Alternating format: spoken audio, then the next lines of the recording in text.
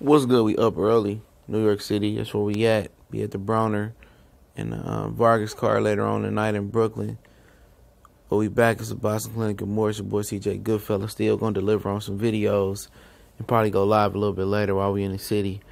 But Amir says that he'll beat Errol Spence. He like his chances. I linked the article to the description so you know it's true. And he said he's 100% versus Southpaws. He said his movement, and if he's at his best condition, and the fight is at 147, which he believes is his best way, his movement and his speed will be too much for Errol Spence.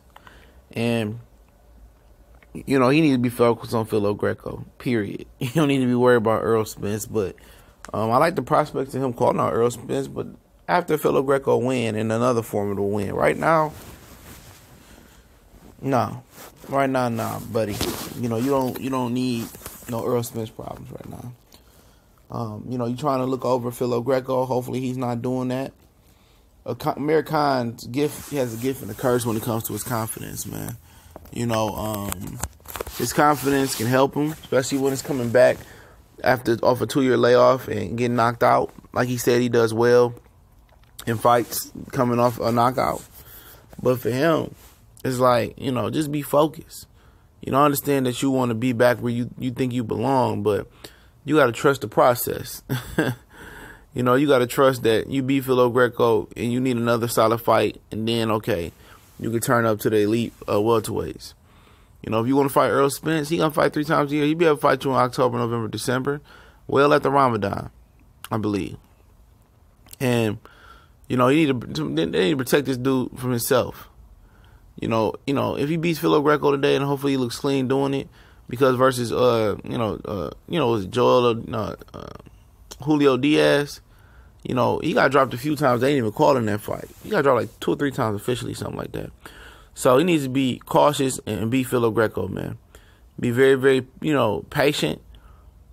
With Goosen, I don't know. When Khan was with, Virgil, he was being a little bit more patient, picking his shots. Even when Canelo was picking his shots, being more patient, then he just went machine gun Amir Khan and got stopped.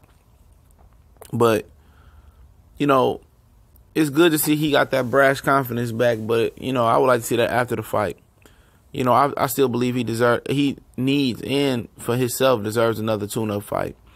Especially if you want to go back down to 147, which it sounds like he feels like this camp went good enough for him to go back down to 47, which he ain't accomplished jack shit at 47, because he wasn't there long enough, in my opinion. But yeah, I think that's a good move. I think after if he can beat Philo Greco, I think there's some solid fights out there for him to tune up at 47. I know he ain't got a lot of time left in the sport, according to him, Eddie Hearn, and even Kell Brook doesn't have a lot of time left.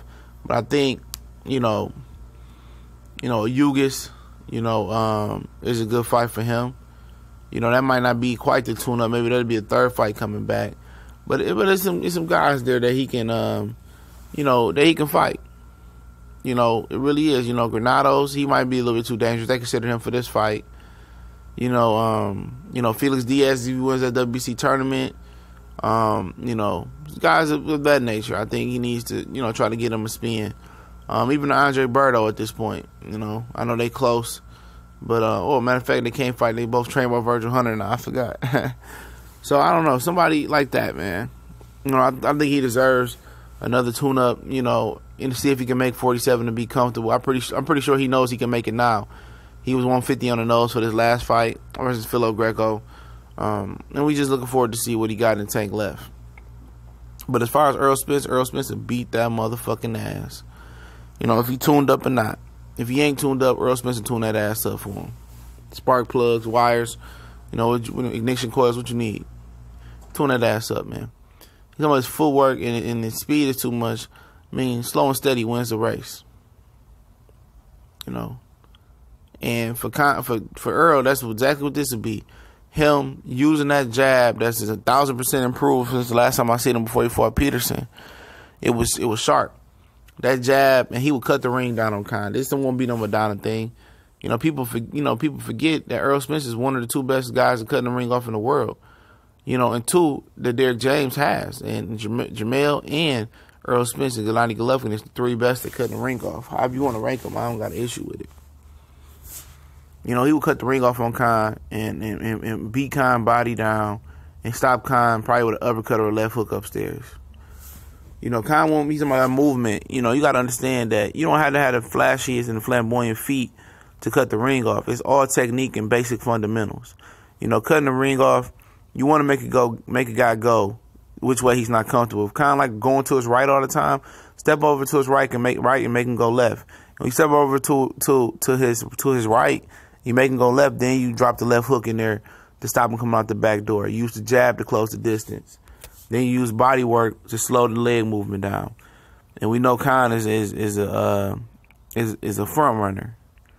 You know, and then once he becomes a stationary target, you got to sit there and fight on in the inside and on the trenches. He dog food.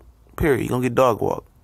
You know, but I like the confidence. I like that he called Errol Spence out. You can't have it two ways. You can't say nobody calling Errol Spence out and then be like, oh, this nigga crazy for calling Errol Spence out. This motherfucker got a chance. Hey, somebody got to do it. And he said he's 100% versus Southpaw. So, you know, he got a good record versus Southpaw. But I'm pretty sure none of them Southpaws was fighting like this guy. But it's a good fight if you want to do it at the end of the year. You know, I wouldn't recommend it. You know, I wouldn't. You know, for Khan, the Keith Thurman fight would probably be better. That's what Keith Thurman should have came back, you know, who should come back against Amir Khan. I really do think that's a better fight, you know, than what Keith Thurman was going to line up. Nobody still knows what's going on with Keith Thurman. He the plug in the motherfucking, in the bathroom tub. Plugging it all up. No, can't nobody's willing to move Sean Porter, Danny Garcia until Keith Thurman move, and that's sad. Because one of them can fight, they can fight each other, or they can take on Errol Spence. You know, but I think Amir Khan and Keith Thurman be a solid fight coming back.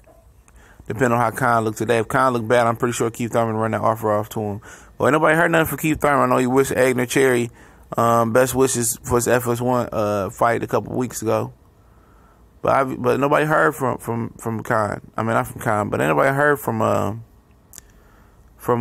you know, Keith Thurman. But I think Keith Thurman and Amir Khan be a better fight. You know, depending on how he looks today. But like I said, man, Errol the True Spence will beat the dog shit out of Amir Khan, man. Want to shout out to my boy Mr. IOTBA touching down for the 214. It's his birthday today, man. Turn up Dallas, Texas. I call him Dallas, Texas. I know they're getting that money down there. You know, shout out to him and all the best wishes in the world and hopefully an immaculate birthday. Shout out to my homie Money Brown TV, Trap House Boxing. Let's get Trap House Boxing to 1,000 subscribers, man. Everybody stop what you're doing. Trap House Boxing. My man's kicking that real trill boxing talk and Colossal Boxing Talk. Let's get them to 1,000 subscribers. Both of them close. We need them to move the needle. I ain't gonna back no weak channels. I'm backing only trill channels. So, you know, go subscribe to Money Brown as well. We gone.